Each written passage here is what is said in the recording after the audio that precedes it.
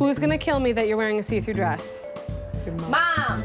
The top of this dress might be a little too revealing for Maria's family, but Team Mermaid wants to see this style, and the satin skirt is very flattering on her. Oh, wow. Okay. Oh. Dress number 2. This dress is a little edgy to me.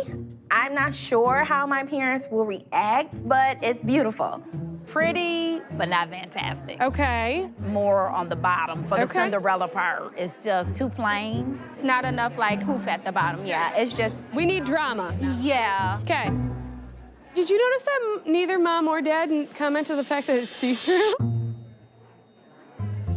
No. Never mind. I think we need to keep going. No see-through. No.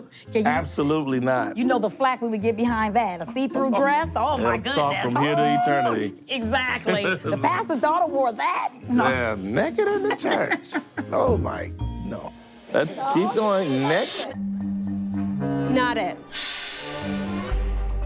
I came here today to find my dress, and right now, I'm a little down.